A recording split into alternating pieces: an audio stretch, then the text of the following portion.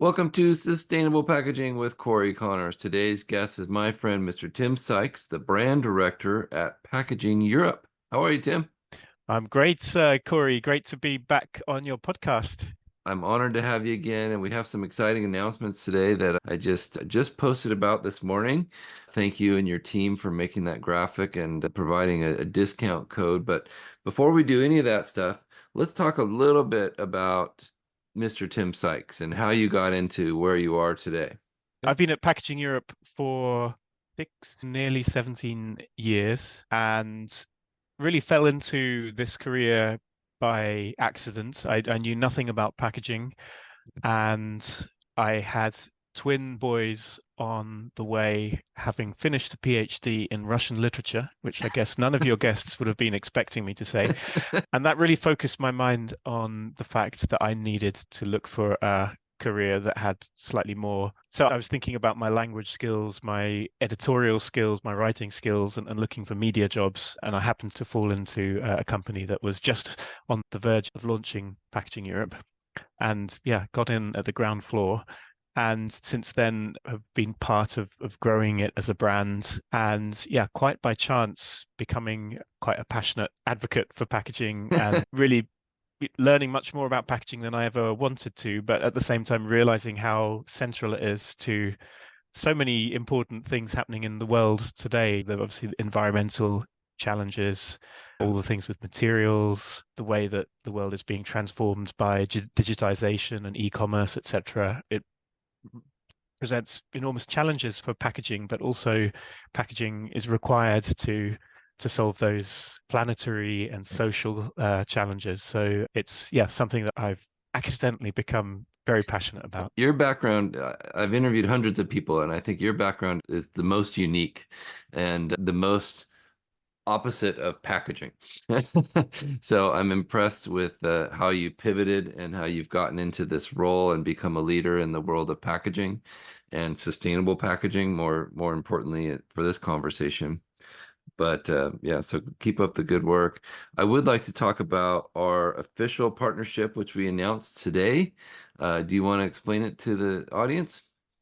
Yes, with pleasure. So we've been working together unofficially for some time, Cory, in two areas. One is our Sustainability Awards competition. That's a global competition annually looking at the most important innovations and initiatives in packaging sustainability.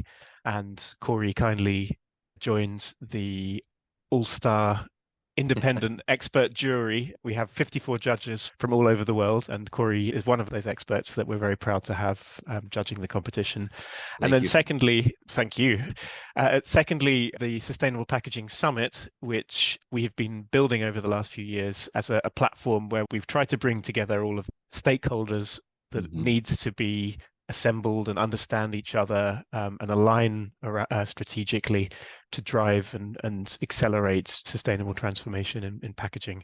And yeah, last year we had a great collaboration with you, Cory, in trying to amplify that dialogue throughout Right. the year with our content work together and then at the event itself. So that's something we want to build on this year. And yeah, we've formalized this partnership so that we can engage. We're hoping that we'll have an even larger crowd of people Yep. joining the event in Amsterdam in November this year. But we understand there are going to be thousands of people who can't make it to Amsterdam in November, and we want to engage all of you in that dialogue and Right. to bring the learnings and the important understanding that we get from those excellent speakers and discussions to a larger audience. Yeah, well said. And I've been to many events and shows, and your facility that you hold your show in is beautiful building in the heart of Amsterdam, which that was my first time going to Amsterdam, and what an experience. And the building, if I'm not mistaken, used to be the stock exchange in that area. Is that correct? That's right. Yeah, it's a 19th century Dutch building housing the former stock exchange, and it has a lot of very large cavernous rooms, which are all decorated in a really charming way, reflecting the particular commodities, for example, that were traded in those particular rooms. So there's one that's dedicated to grain and other things. So yeah, it's a very inspiring venue, and that's important to us because we want people to feel inspired. They want people to feel like this is a special occasion Yeah. where we're setting the mood for more open and more impactful kind of conversations than they have in their day-to-day lives.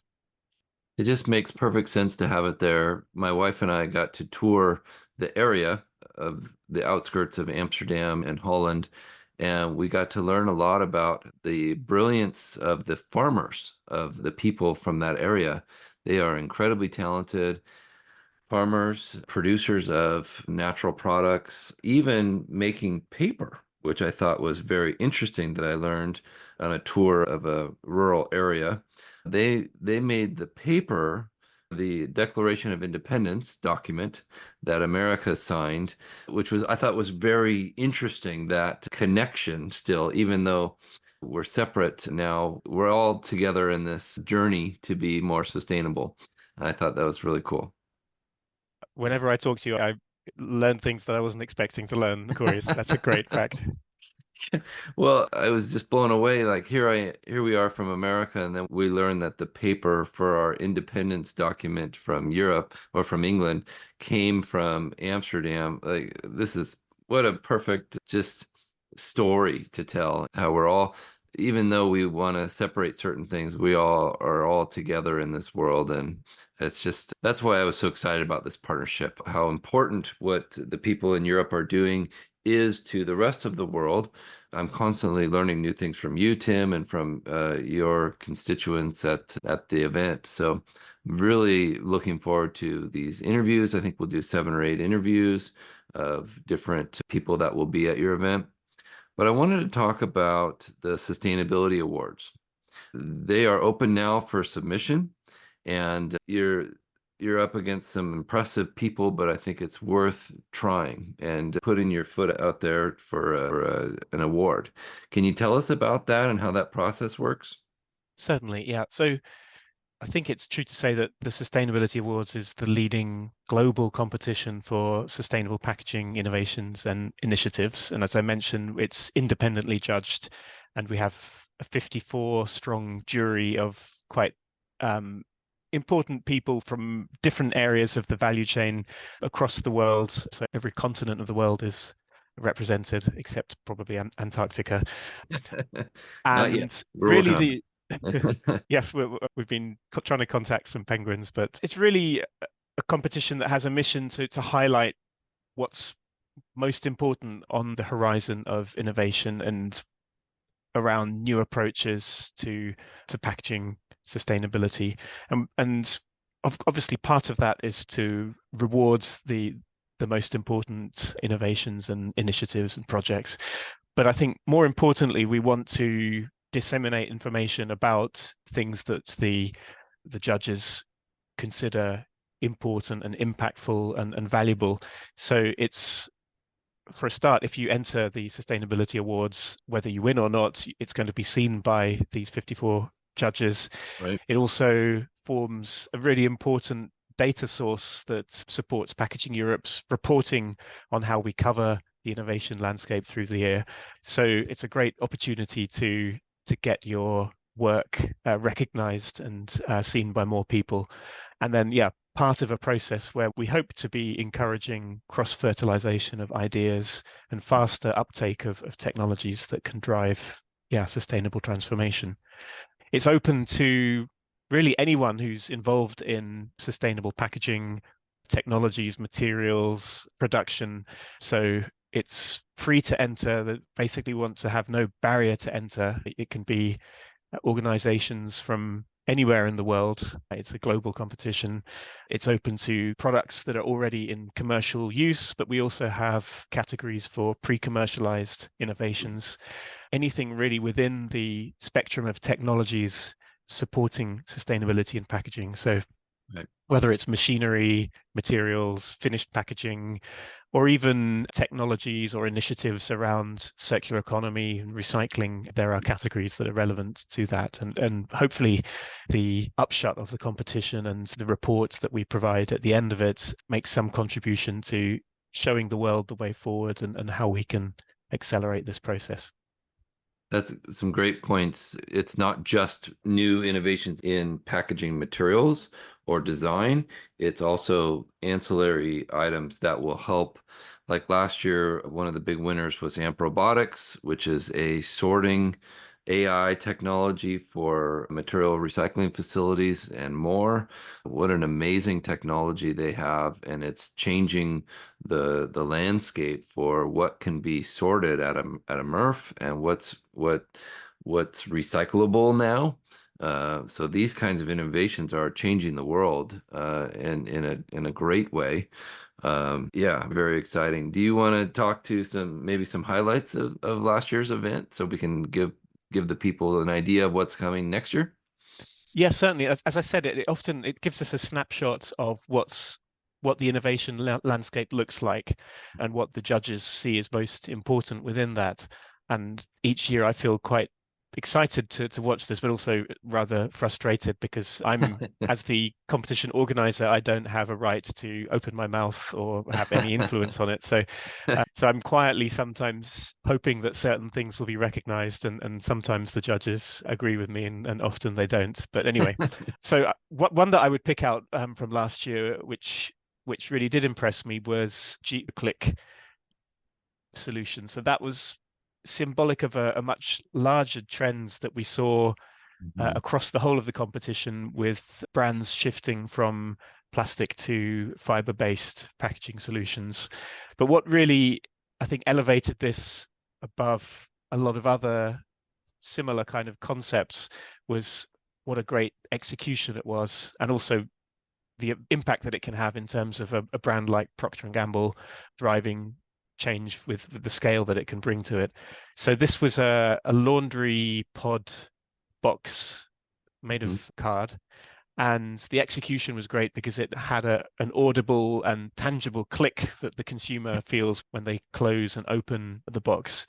And in addition to that, it had a accessibility advantage to it, so that it was child safe, but it was also accessible to people who have maybe dexterity limitations or cognitive impairments. It was providing significant value in terms of sustainability, but it was also doing that thing that we hope all of the best packaging does in terms of consumer engagement and providing a actually kind of pleasant experience when you interact with a product. And in fact, this touches on a point that one of the keynote speakers at last year's Sustainable Packaging Summit made. Virginie Elias, the Chief Sustainability Officer of P&G herself, was Yeah, talking about how when you want to make a sustainable change in packaging, obviously it needs to work from a business point of view. right. Therefore, it needs to be a winner with the end consumer. And her point was that what you should be aiming for is making this sustainability irresistible. And I think that's a really great example of that happening successfully. And it's great when that was entered into the Sustainability Awards. Uh, I had heard about it. I'd seen the press release, but I hadn't encountered it yet in the wild, so to speak. But now, whenever I go to the supermarket, I see shelves packed high with these EcoClip boxes. So that's very satisfying to see that. I've heard a lot of keynote speeches, and hers was one of the best. It was so insightful. She brought samples. She showed the audience, this is what I'm talking about. This is what we're doing. Maybe we tried this, it didn't work. And I was just so appreciative of her honesty. Like, hey, we're a big company. We've made mistakes in the past. We've learned from them. Here's what we're doing now. And the audience, I think, was very appreciative of her wisdom. And so well done. I think you were up on stage with her, Tim. You do such a great job interviewing people, and it was great to see all of your panels as well. So nice Thank you. job. Thank you.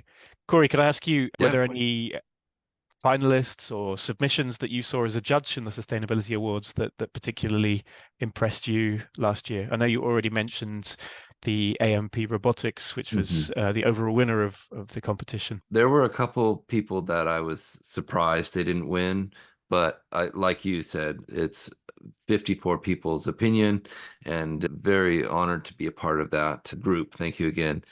I thought the airwave packaging that one was really cool. Mark Rapp has invented a product that is totally changing the way we do things with a replacement for plastic bubble. Very impressive. I thought one that didn't win that I thought would have been a really great winner was the Corona reusable crate that's made out of fishing gear that's been recovered from the ocean. I thought, wow, what a great concept to take waste from the sea or from near the ocean. I don't know if it was all literally pulled out of the ocean, but and to make something that's going to be reused in perpetuity. Great idea and very cool looking. It was lots of different colors. I thought that was very neat. Mostly the Corona blue, but yeah, thank you for that question. Very, very cool products. Some just blew me away, and I hadn't 26 years in this industry, and I had never heard of them, never seen them. So it was fun to see them first before they got onto the market. Mm. Yeah, indeed. One thing I'll also mention is that we've been in this industry long enough to see cycles of, I don't want to call them fads, but sometimes certain things come into more fashion and out of fashion. And we've talked about the shift from polymer to paper, but Mhm. I think it's also worth pointing out that looking at the last edition of the competition, there's a lot of important work still going on in polymers and plastic circular economy.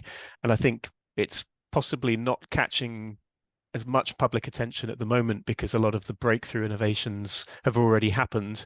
And so what we're seeing now is more incremental progress as opposed to this changes everything kind of moment. But I think it's important to recognize that's very important what's happening there in terms of pushing those boundaries in terms of what monopolymers can do, Yeah. increasing the amount of recycled content that's going back into packaging.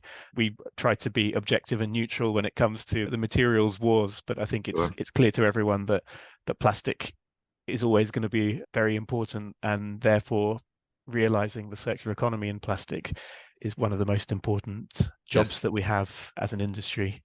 Agreed. It I would was, also mention, in fact, that around plastics, that there was some interesting finalists last year. In fact, one of them a winner, thinking about the interaction between the label and the plastic bottle. So yes. one of the winners was Pepsi China, which had introduced a multi-pack that had no labels on the individual bottles, and Yeah. instead it had the logo embossed in the bottle itself. So it retains that brand equity, Mhm. but just eliminated some material for the benefit of recycling and material reduction. And personally, I enjoy that kind of minimalist approach to the packaging, and I thought that was a great solution to find there. Mm. Agreed.